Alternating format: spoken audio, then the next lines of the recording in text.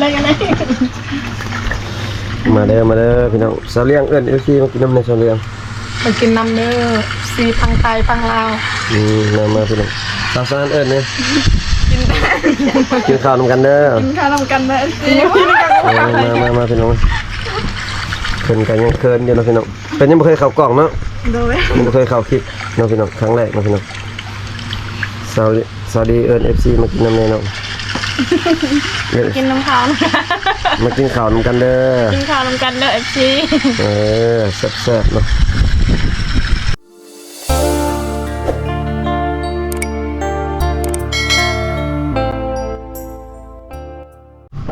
สบายดีเอฟซีพังลาวพังไทยคือเก่าแล้วพี่น้องเนาะคลิปนี้บ่าวผู้ไทยก็ต่อจากคลิปที่บ่าวผู้ไทยได้ถามน้องๆทั้ง3เนาะพี่น้องและบ่าวผู้ไทยจะได้เฮ็ดเป็น EP ไปเนาะพี่น้องเนาะเพราะว่าจะเฮ็ดเป็น EP เดียวกับคลิปมันจะยาวเกินไปเนาะพี่น้องเนาะคลิปนี้ EP นี้แม่นบ่าวผู้ไทยสิให้น้องๆเพิ่นเฮ็ดกินเนาะพี่น้องแล้วก็สิกินข้าวสามัคคีกับน้องๆอยู่ในเฮือนของน้องสาวดีนี่ล่ะพี่น้อง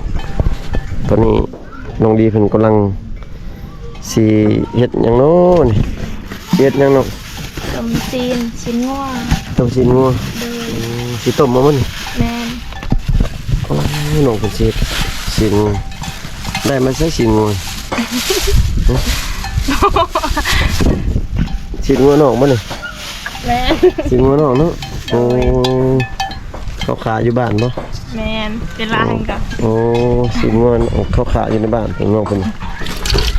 เดี๋ยวสิได้ชิมกินเนาะพี่น้องสาวเลี้ยงครับมื้อนี้สิได้มาซิมซีมือของน้องสาวอยู่ทั้ง3คนพี่น้องแซ่บๆเด้อน้องเลี้ยงบัวรู้เดี๋ยวให้น้องดีเพิ่นน้องสาวดีเพิ่นเฮ็ดกิน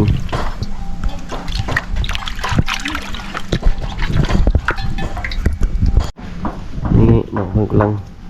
ต้มซีนพี่น้อง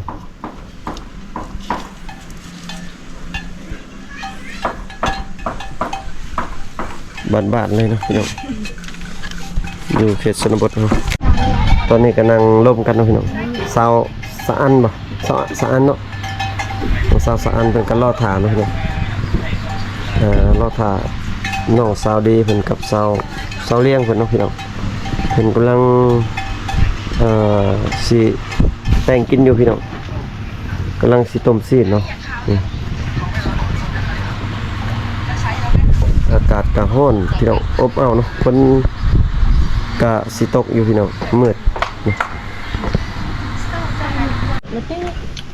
กินยังเล่นกินยังเนาะกินส้มยังส้มม่วงกินส้มม่วงแซ่บบ่แซ่บกินอันนี้แล้วมีแห้งมีแห้งมากินโดยจะไปกินอย่างอื่นมีแห้งกินอันนี้ไปดันไรกินมะม่วงมีแห้ง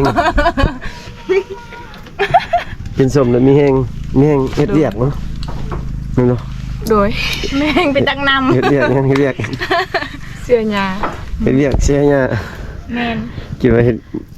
งานมีแห้งเฮ็ดเรียกอื่นกับบ่แม่นเนาะบ่มีคนสิเฮ็ดให้คันมีสักใครแน่บ่มีเนาะแม่นยังมีบ่มีไผ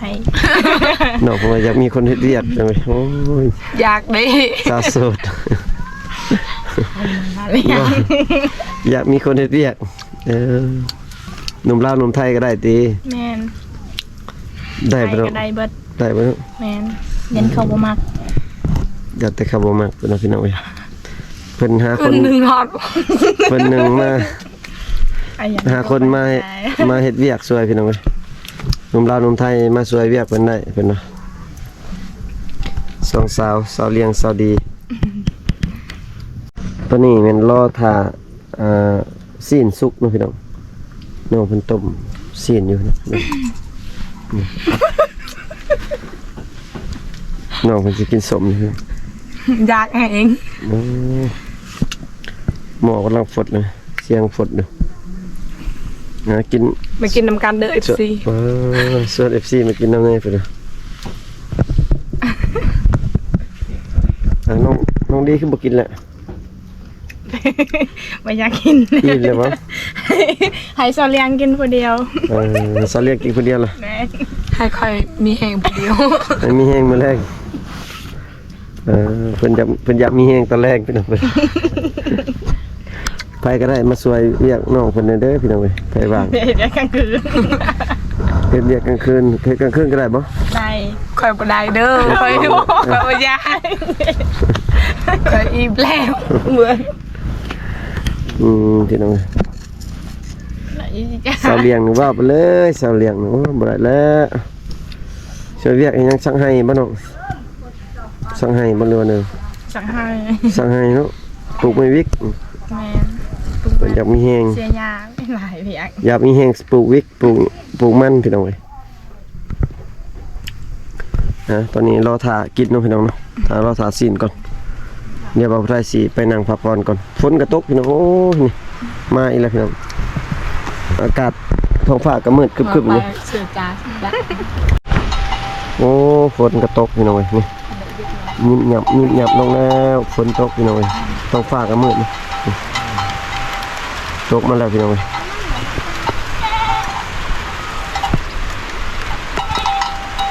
มืดครึ้มอยู่พี่น้องเนาะ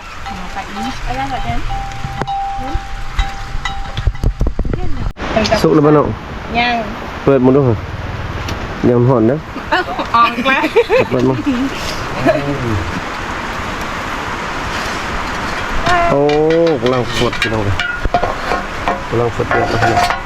รอทานให้มันสุกจนกินนะพี่น้อง ยังไม่ทันสุก ยังไม่ทันสุกเนาะ โดยนั่นแหละ พี่น้องยังรออยู่พี่น้องสาวเลี้ยงผมจะต้องการคนมาเฮ็ดเวียกกลางคืนสวยพี่น้อง เฮ็ดเวียกยังน้องก็คือไปปลูกมันบ่ โดย เสียยา ใช้ยากลางคืนเลยเนาะ แม่นเสียยากัน อ๋อสาวเลี้ยง เอาโคมยังเอา เอาโคมยังเอาให้ใจดีกะมาปลูกมันสวยน้องสาวเลี้ยงเด้อพี่น้องกลางคืนเพิ่นอยากไปปลูก โดย เพิ่นบ่อยากปลูกกลางเว้นอีก เขาบอกทางไทยก็ได้ วางไทยก็ได้ฟังลาวบ่เอาบ่ ทางเราวก็เอา ฟังลาวก็เอาอีกโอ้ยตายเลยเนาะพี่น้องฝนกระตกพี่น้องเอ้ยน้องสาวเพิ่นกำลังสิไปเก็บผักพี่น้องโอ้ฝนตกพี่น้องเอ้ยน้องสาวเพิ่นกำลังเก็บผักส่วนน้องสาวดีเพิ่นยังเฮ็ดกินอยู่พี่น้องเดี๋ยวเข้าไปเบิ่งน้องสาวดีนะน้องสาวดีเพิ่นกำลังเฮ็ดกินยังบ่สุกพี่น้อง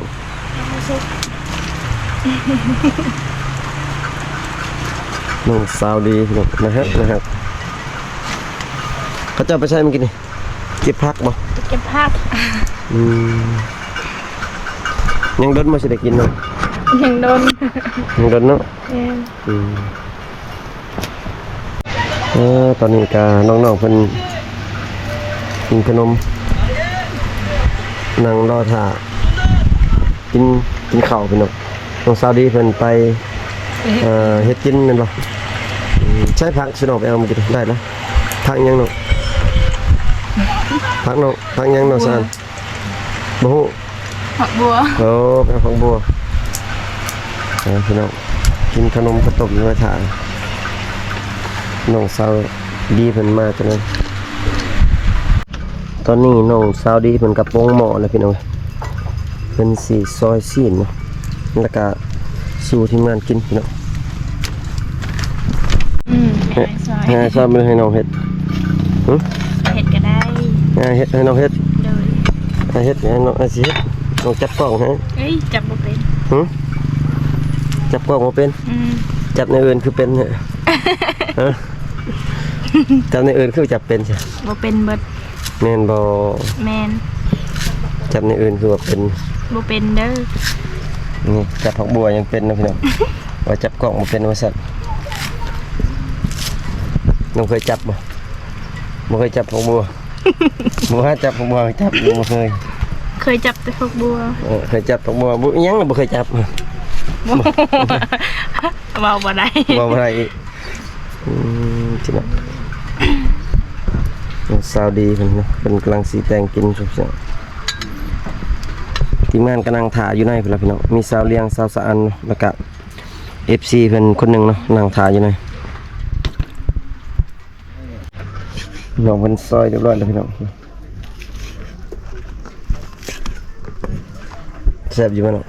แซ่บ ฮะ แซ่บแซ่บ แซ่บพี่น้องอยู่บ่ เฮ้ย น้องบ่แซ่บบ่ บ่ค่อยบ่แซ่บซีนนี่แซ่บก็ค่อย น้องบ่แซ่บอีกน้องยังบ่ได้ซีมเนาะจักสิฮู้ว่าแซ่บหรือบ่แซ่บนะพี่น้อง แซ่บ ซีมน้องนี่คือสิแซ่บอยู่ชีนนี่บ่แซ่บดอกชีนนี่พี่น้องนี่น้องนี่คือสิแซ่บอยู่เซาดีเนาะพี่น้อง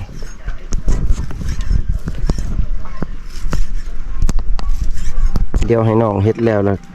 เราได้สิไปนั่งถ่ายอยู่ในนะพี่น้องแล้วก็ให้ FC แล้วก็หมู่ของน้องสาวดีกินนำกันนะพี่น้องมาแล้วพี่น้องน้องสาวดีเพิ่นแล้วก็น้องๆเพิ่นเนาะมาเลยมาได้พี่น้องเลยมาลอง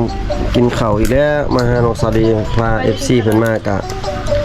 น้องสาวเพิ่นก็ต้อนรับคือเก่าเลยพี่น้องกินข้าว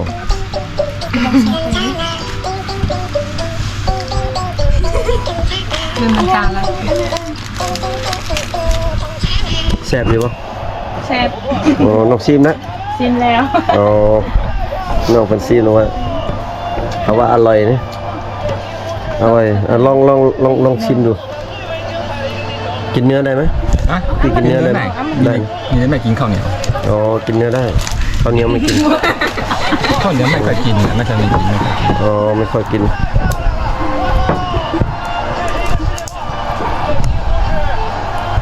พี่น้องมาประเทศกาสิได้ขออนุญาตกินข้าวกินน้ำก่อนนะพี่น้องมาได้กินข้าวนำกันพ่อแม่พี่น้องฝั่งลาวฝั่งไทยมาแล้วมากินนำกันเนาะพี่น้องนะ แล้วอะไรกันนะ มาเด้อพี่น้องสาวเลี้ยงเอิ้นเอฟซีมากินน้ำในสาวเลี้ยง ไปกินน้ำเด้อซีพังไทยพังลาว มาพี่น้องสาวสานเอิ้นเนี่ยกินข้าวนำกันเด้อ กินข้าวนำกันนะซี มาพี่น้อง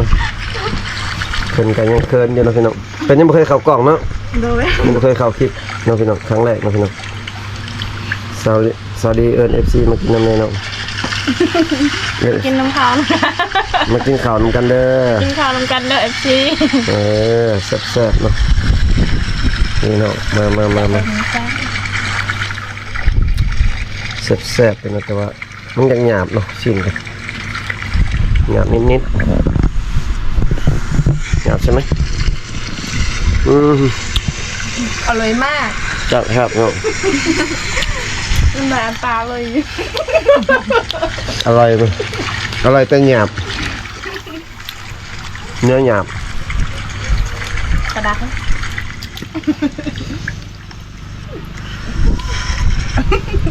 ให้น้ำตาเลย เขียนว่าภาษาไทยพี่น้องเอ้ยว่าภาษาไทยบ่เป็นว่าผิดๆถึกๆอยู่ว่าก็ยังบ่อยากถือปานใดเนาะพี่น้อง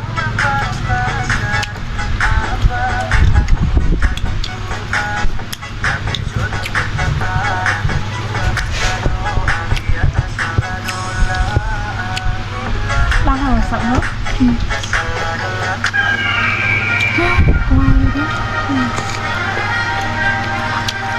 แต่ว่าหัวใจ สาวๆก็กินข้าวก็เบิ่งโทรศัพท์พี่น้อง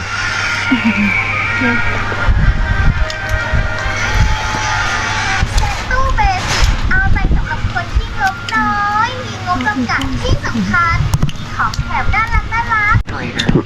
Plastic bottle. Make 2 holes on the upper and lower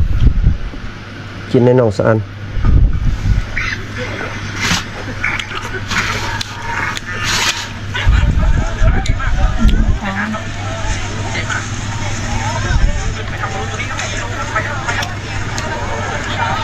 ร้อยเลยนะ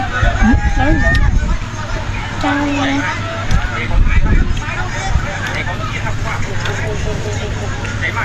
ลายตัวนี้อันตรายตัวนี้แมงวันแมงมีเนี่ยอันตรายมาก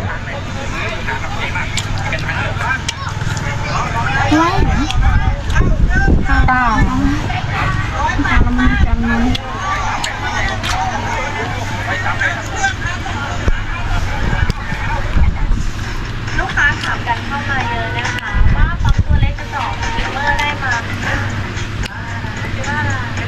บบ่น้องดี แซ่บ แซ่บคือเบาไทยอยู่บ่ฮะแซ่บคือเบาไทยอยู่บ่ แม่เราไทยแซ่บกว่า เบาไทยแซ่บกว่าอีก แซ่บกว่า เขาว่าเนื้อนี่เบาไทยอร่อยกว่าเบาไทยอร่อยกว่าเนื้อ ไม่ใช่ไทยแต่นี่ ไต้หวันเนอะ ไม่อร่อยเลย